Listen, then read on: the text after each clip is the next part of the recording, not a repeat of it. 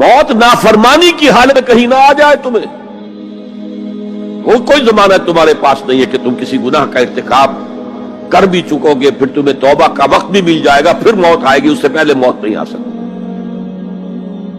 کیا معلوم عین اس گناہ کے ارتکاب کے دوران موت آ جائے، وہ موت کیسی ہوگی؟ شاید آپ کے علم میں ہو، لکھنؤ کے ایک بہت بڑے شاعر تھے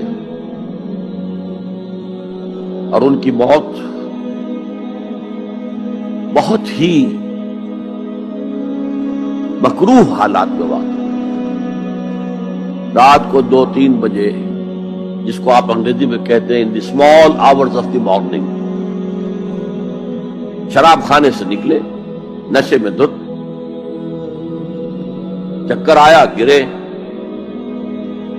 اور ساتھ ہی بدرو جا رہی تھی گندی نالی، اس میں گر گئے، وہاں سے لاش برآمد۔ کیسی موت ہے یہ؟ نافرمانی کی حالت میں موت آئی ہے، شراب کے نشے کی حالت میں موت آئی ہے۔ اور کیا یہ ممکن نہیں ہے کہ کوئی شخص بدکاری کا ارتکاب کر رہا اور عین اسی فعل کے دوران موت آ جائے؟ اچھا، اب اگر آپ نے طے کر دیا نہیں مروں گا مگر حالت فرما برداری میں، اس کی ایک ہی شکل ہے، کوئی لمحہ بھی نافرمانی میں بسر نہ ہو، مبادا اسی لمحے موت آ جائے۔ ہر لمحے کا پہرا دیجئے، ہر ساعت کی پوری حفاظت کیجئے، کہیں نافرمانی کا کوئی ارتکاب نہ ہو اور عین اس حالت میں کہیں موت نہ آ جائے۔ میں وہ حدیث آپ کو سنا چکا ہوں، لا یزنی الزانی حین یزنی وہو مومن، کوئی زانی حالت ایمان میں زنا نہیں کرتا، جب وہ زنا کر رہا ہوتا ایمان اس کے دل سے نکل کر اوپر سر پر منڈلاتا رہتا۔ کوئی چور حالت ایمان میں چوری نہیں کرتا، ولا یسرق السارق حین یسرق وہو مومن، کوئی شرابی حالت ایمان میں شراب نہیں پی سکتا، ولا یشرب الخمر حین یشرب وہو مومن۔ اگر ایمان بھی ہو دل میں اور یہ حرکات بھی ہو رہی ہو تو وہ ایمان 2 پیسے کا نہیں، 2 ٹکے کا نہیں، کیا اس ایمان کی قیمت ہے؟ کیا قدر و قیمت ہے اس کی؟ اب اگر عین اسی حالت کے اندر موت آ گئی تو یہ تو خلوع ایمان ہے، ایمان کا خالی ہو جانا ہے۔ یہ ہے وہ بات جو کہی گئی۔ اب یہ اسلام اور تقوی، ان دونوں کو یہاں نوٹ کر لیجئے۔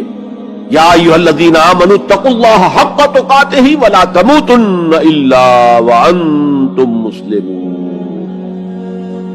اے ایمان کے دعوے دارو، اللہ کا تقوی اختیار کرو جتنا کہ اس کے تقوی کا حق ہے، اور دیکھنا موت نہ آنے پائے مگر فرما برداری کی حالت۔ اب یہ اینٹیں اگر پختہ ہو گئی ہیں، ہم نے جہاد کے مختلف مراحل ان پر غور کیا تھا۔ پہلا مرحلہ کیا تھا؟ نفس امارہ کے خلاف جہاد، شیطان اور اس کی ذریت صلبی و مانوی کے خلاف جہاد، بگڑے ہوئے معاشرے کے جو پریشرز ہیں ان کے خلاف جہاد۔ یہ 3 جہاد کر کے کما حقہ فرض کیجئے کہ اب آپ تقوی اور فرما برداری کی روش پر راسخ ہو گئے، قائم ہو گئے۔ اب اگلا قدم کیا ہے؟ اب ان اینٹوں سے فصیل بنانی ہے۔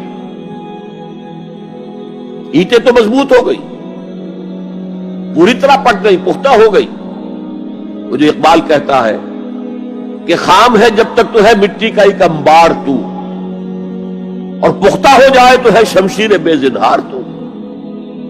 اور جس سے اکبر الہآبادی نے بھی کہا ہے، اس سے بھی بہتر انداز میں کہا ہے، تو خاک میں مل اور آگ میں جل، جب خشت بنے تب کام چلے، ان خام دلوں کے عنصر پر بنیاد نہ رکھ، تعمیر نہ کر۔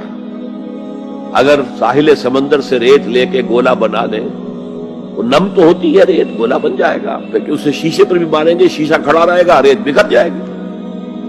اسی گولے کو ذرا بھٹی میں ڈال کے پکا لو، روڑا بنا لو، تو خاک میں مل اور آگ میں جل، جب خشت بنے، جب اینٹ بنو گے تب کام چلے۔ اب اگر اسے مارو گے تو کوئی نتیجہ تو برآمد ہوگا کہ نہیں؟ تو یہ پختہ افراد کی شخصیت کو پختہ